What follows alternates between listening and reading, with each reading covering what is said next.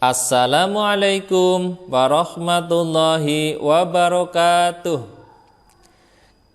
Kita berjumpa kembali dengan Pak Supriyanto di channel Berani Belajar. Bagaimana kabar kalian anak-anak hari ini? Mudah-mudahan senantiasa diberikan kesehatan. Amin. Pada pertemuan kali ini kita akan belajar tema 7, subtema 1, pembelajaran 5, muatan matematika, bahasa Indonesia dan PPKN, buku siswa halaman 39 sampai dengan 50. Sebelum kita belajar, mari kita berdoa terlebih dahulu. Untuk yang muslim, mari kita berdoa, Rabbi zidni ilma warzuqni fahma. Ya Allah, tambahkanlah ilmu kepadaku dan berikanlah aku kepahaman. Amin. Untuk yang non muslim, menyesuaikan. Mari kita mulai pembelajarannya. Tujuan pembelajaran, siswa dapat mengidentifikasi manfaat dari teknologi pangan dengan tepat. Siswa dapat menjelaskan pentingnya memahami keberagaman individu dalam kehidupan sehari-hari di lingkungan sekitar dengan jelas dan tepat. Siswa dapat menemukan volume suatu benda dengan satuan tidak baku. Siswa dapat membandingkan volume benda dengan tepat. Tidak jauh dari tempat tinggal Udin, terdapat sebuah peternakan sapi perah. Pemiliknya mengizinkan Udin dan teman-teman untuk berkunjung. Tentu saja, Udin dan teman-teman merasa senang. Di peternakan, Udin melihat banyak sapi perah. Ada yang sedang diperah susunya, ada juga yang sedang memakan rumput. Udin diberi teks bacaan tentang susu sapi dan cara pengolahannya. Udin dan teman-teman membacanya bersama-sama. Banyak sekali hasil pengolahan susu sapi. Bacalah teks berikut. Pengolahan susu sapi. Susu merupakan hasil utama dari sapi perah. Susu sapi segar memiliki daya tahan sekitar 5 jam saja. Susu perlu diolah dengan baik supaya gizi dalam susu dapat dinikmati kapan saja. Pengolahan susu sapi dapat dilakukan dengan teknologi pangan. Teknologi pangan penting untuk menghasilkan jenis makanan baru. Teknologi pangan juga menjaga agar makanan tetap awet. Susu sapi dapat diolah menjadi berbagai jenis makanan baru. Contohnya adalah yogurt, keju, permen, mentega, hingga es krim. Hasil olahan susu sapi biasanya sangat disukai oleh anak-anak. Dalam proses pengolahan susu, yang paling penting setelah hasilnya adalah cara mengemasnya. Pengemasan produk dapat menentukan daya tahan makanan tersebut. Daya tahan susu yang dikemas dengan plastik biasa akan berbeda dari susu yang dikemas dengan kardus kedap udara. Ayo berdiskusi. Apakah manfaat teknologi pangan dalam pengolahan susu sapi? Diskusikan bersama orang tuamu. Tuliskan pada kotak di bawah ini. Nah, ini hanya contohnya saja. Setelah kamu membaca teks tadi, diskusikan manfaat teknologi pangan dalam pengolahan susu sapi. Kamu bisa berdiskusi dengan orang tua ataupun orang yang ada di rumah siapa. Misalkan yang pertama tadi, susu dapat dinikmati kapan saja. Ini hanya contoh ya. Kemudian teknologi pangan menjaga agar makanan tetap awet. Seperti tadi, susu hanya bertahan 5 jam saja, tapi dengan teknologi pangan, susu bisa bertahan lebih lama. Susu sapi dapat diolah menjadi berbagai jenis makanan baru. Nah, dengan adanya teknologi pangan, susu sapi ini bisa diolah menjadi berbagai makanan jenis baru, seperti yogurt, keju, termasuk juga es krim. Kemudian, susu yang dikemas dengan kardus kedap udara akan tahan lebih lama. Ini contoh dari hasil diskusi, ada 4 ya. Kamu bisa menambahkannya setelah membaca teks yang tadi. Diskusikan bersama orang tuamu manfaat dari teknologi pangan dalam pengolahan susu sapi. Berdasarkan hasil diskusi, manfaat dari teknologi pangan dalam pengolahan susu sapi adalah titik-titik. Nanti kamu rangkai hasil diskusi manfaat teknologi pangan ini dirangkai jadi satu paragraf. Misalkan kalau yang ini susu sapi dapat dinikmati kapan saja. Dengan teknologi pangan, menjaga makanan atau menjaga susu lebih awet. Susu sapi dapat diolah menjadi berbagai jenis makanan baru seperti yogurt, keju, susu dengan rasa buah, dan juga es krim. Susu yang dikemas dengan kardus kedap udara akan tahan lebih lama. Ini tinggal menyusun kalimat yang di sini menjadi satu paragraf di sini. Seperti itu ya.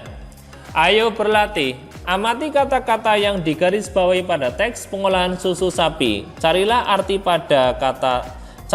kata tersebut menggunakan kamus. Kamu bisa minta bantuan pada orang tua atau gurumu. Nah, untuk kamusnya, jika sudah menginstal aplikasi KBBI, silakan tinggal dicari dalam kamus itu supaya nanti lebih cepat. Kemudian yang belum menginstal aplikasi Kamus Besar Bahasa Indonesia, silakan bisa download di Play Store, kemudian diinstal. Nah, cara penginstalannya sudah pernah Pak Guru share videonya, silakan bisa disimak penjelasannya. Yang pertama adalah daya tahan, kemudian teknologi, pengemasan, dan kedap udara. Kita lihat daya tahan artinya apa dalam kamus? Ya, daya tahan artinya kemampuan bertahan terhadap segala pengaruh dari luar yang dapat merugikan seperti penyakit, serangan musuh, godaan, dan sebagainya. Kemudian teknologi artinya keseluruhan sarana untuk menyediakan barang-barang yang diperlukan bagi kelangsungan dan kenyamanan hidup manusia. Yang berikutnya, pengemasan adalah proses, cara, perbuatan mengemasi. Berikutnya, kedap udara artinya tidak mudah atau tidak dapat dimasuki atau ditembus oleh udara. Nah, setelah kamu mencari arti dari kata yang digarisbawahi tadi ini, kata ini ya, kemudian buatlah kalimat baru menggunakan kata-kata di atas. Contohnya daya tahan. Misalkan kamu membuat kalimat dengan daya tahan. Sebagai contoh, memakan makanan yang bergizi dapat meningkatkan daya tahan tubuh, atau makanan bergizi dapat meningkatkan daya tahan tubuh. Bisa juga olahraga yang teratur dapat meningkatkan daya tahan tubuh. Dan masih banyak lagi kalimat yang bisa kamu gunakan dengan menggunakan kata daya tahan. Nah, nanti buatlah kalimat tersebut dengan kata daya tahan, teknologi, pengemasan, kedap udara. Kita lanjutkan. Ayo mengamati, simaklah cerita gurumu tentang keberagaman dalam kehidupan sehari-hari. Baik, perhatikan ceritanya. Hari semakin siang, Dayu mengajak Udin dan teman-teman untuk beristirahat sejenak. Di halaman depan peternakan terdapat toko yang menjual berbagai hasil olahan susu. Benny mengajak teman-temannya minum susu. Lani dan Udin menolak ajakan Benny. Maaf Benny, aku tidak bisa minum susu. Aku alergi terhadap susu sapi. Aku sudah membawa air minum dari rumah, ujar Lani. Kalau aku lebih memilih minuman yogurt, Benny, kata Udin. Setiap orang memiliki pilihan yang berbeda. Benny menghargai pilihan teman-temannya. Benny tidak marah walaupun ajakannya ditolak. Nah, dapatkah kamu jelaskan pentingnya memahami keberagaman dalam kehidupan sehari-hari? Nah, di sini tadi ada Benny yang mengajak teman-temannya minum susu. Tetapi Lani dan Udin menolak. Alasannya kalau Lani karena alergi terhadap susu sapi. Sedangkan Benny, dia itu lebih senang untuk minum yogurt. Yogurt itu olahan dari susu sapi. Nah, dapatkah kamu jelaskan pentingnya memahami keberagaman dalam kehidupan sehari-hari? Tentunya kalau tidak menghargai perbedaan atau keberagaman, nanti akan berakibat yang tidak baik dalam kelompok maupun dalam pertemanan. Ayo bermain peran. Setiap individu memiliki kebiasaan dan kesukaan yang berbeda-beda. Sifat dan ciri setiap individu juga amat beragam. Beragam artinya bermacam-macam. Dengan memahami keberagaman atau macam-macam sifat dan ciri-ciri setiap individu, sifat tenggang rasa dalam diri kita akan terasah. Tenggang rasa artinya kita dapat menghargai perasaan orang lain. Nah, seperti tadi ya, ketika mengajak minum susu, Lani dan Udin tidak ikut. Beni mengajak minum susu, tapi Lani karena alergi, dia tidak mau minum susu tapi sudah menyiapkan makanan. Sedangkan untuk Udin dia lebih suka yogurt. Nah, Beni tidak marah karena kalau sampai marah berarti tidak menghargai keberagaman atau tidak menghargai perbedaan. Sehingga penting sekali memahami keberagaman atau kesukaan teman-teman kalian supaya sifat tenggang rasa diri kalian itu terasah. Tenggang rasa kita itu menghargai perasaan orang lain sehingga kita tidak memaksakan keinginan atau kesukaan kita terhadap orang lain. Kita harus saling menghargai, kita harus saling tenggang rasa. Diskusikan bersama orang tuamu sebuah cerita tentang teman satu kelompok yang memiliki sifat bermacam-macam. Nah, tentunya kamu memiliki teman yang mungkin dalam satu kelompok ataupun satu kelas ataupun satu permainan ya yang sering kamu main bareng, tentunya mereka memiliki sifat yang bermacam-macam ataupun berbeda-beda. Oleh karena itu diskusikan dengan orang tuamu cerita tentang teman kamu yang bermacam-macam. Nah, setelah berdiskusi bagaimana sikap yang harus kita ambil dalam menghadapi perbedaan, tuliskan hasil diskusimu. Nah, misalkan teman kamu ada yang tidak suka minum susu, ataupun ada yang tidak suka bermain layang-layang, ataupun yang lainnya. Nah, bagaimana sikap kamu dalam menghadapi perbedaan itu? Ini sebagai contoh, tentunya kita tidak boleh memaksakan sesuatu yang orang lain tidak menyukainya. Ya, misalkan kamu suka bermain layang-layang, sedangkan teman kamu sukanya bermain yang lain, misalkan bermain petak umpet, ya kamu tidak usah memaksakan. Ya. Kemudian kita harus menghargai dan menghormati perbedaan yang ada dalam kelompok. Nah, setelah tidak memaksakan, kamu juga harus menghargai perbedaan dalam kelompok, tidak boleh memaksakan dan mengharuskan teman kamu suka seperti apa yang kamu suka. Jadi kamu harus menghargai dan menghormati perbedaan yang ada dalam kelompok. Ayo mengamati volume benda. Setelah bermain peran, Beni merasa haus. Dia ingin membeli susu. Beni melihat susu disimpan dalam berbagai kemasan. Nah, ini ada kemasan A yang lebih besar, lebih tinggi ya. Kemudian ada kemasan B yang lebih kecil dan kemasan C ini yang lebih kecil lagi. Kemasan A diisi dengan susu yang terdapat dalam kemasan B. Nah, ini melakukan eksperimen atau percobaan. Ternyata volume kemasan A yang ini ya, volume kemasan A sama dengan 2 kemasan B. Jadi susu kemasan A ini wadahnya, ini kalau diisi dengan susu dari kemasan B, ini ternyata 2 kali kemasan B. Jadi untuk susu kemasan A ini diisi dengan susu kemasan B, ini 2 kali susu kemasan B. Kemudian kemasan A diisi dengan air yang terdapat dalam kemasan C. Nah, ini susu kemasan A dicoba lagi dengan susu kemasan yang C ini ya. Ternyata hasilnya susu kemasan A sama dengan 4 kemasan C. Jadi 1 kemasan ini yang A ini sama dengan 4 kemasan yang C ini ya. Nah, tadi volume kemasan A ini sama dengan 2 kali volume kemasan B. Dan 1 volume kemasan A ini sama dengan 4 kali kemasan C.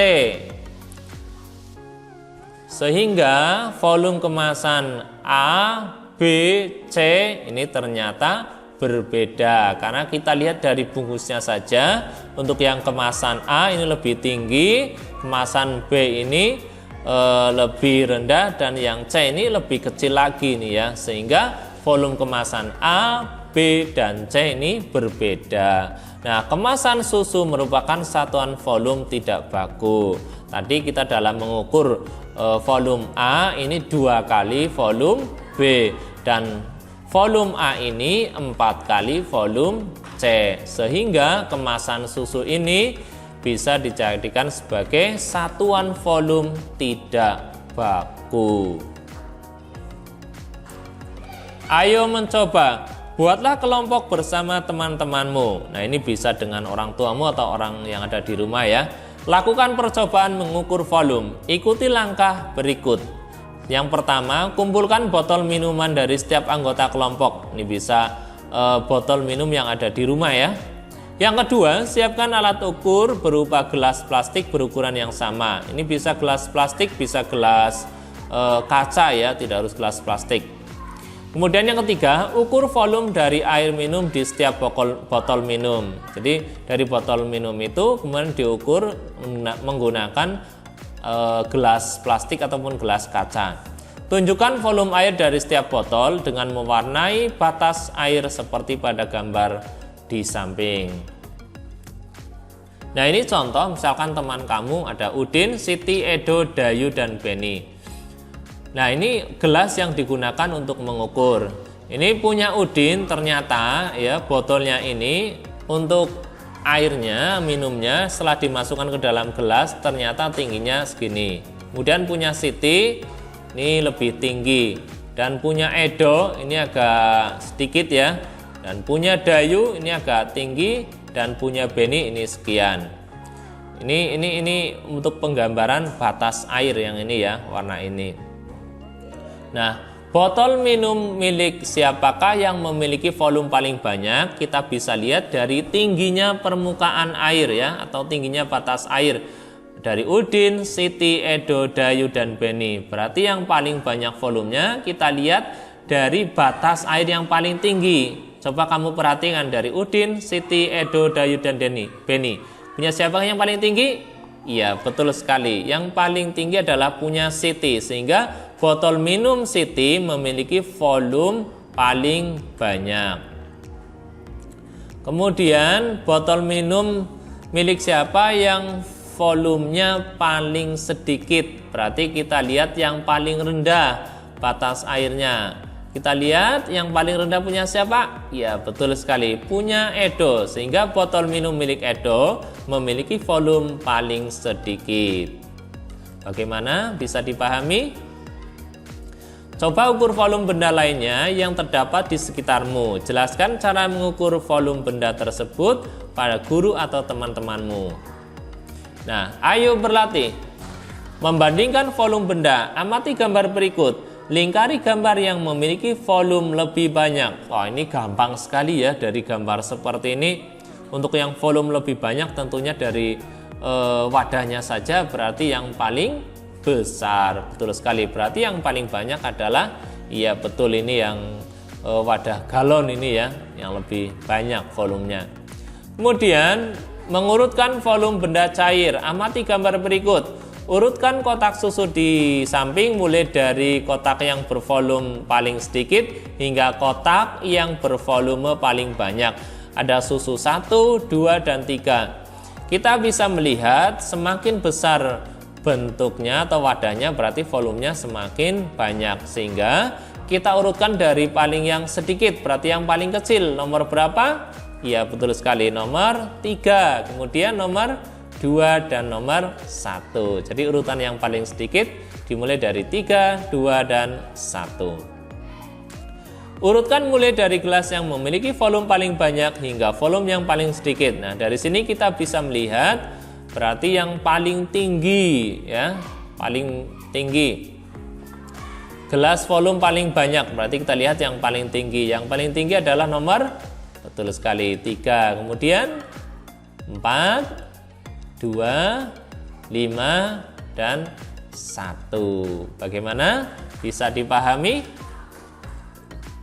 Terima kasih, demikian untuk pembelajaran hari ini, mudah-mudahan bermanfaat. Jangan lupa untuk selalu menjaga kesehatan, mudah-mudahan pandemi ini segera berlalu. Mari kita akhiri pembelajaran hari ini dengan membaca hamdalah, alhamdulillahirabbil alamin.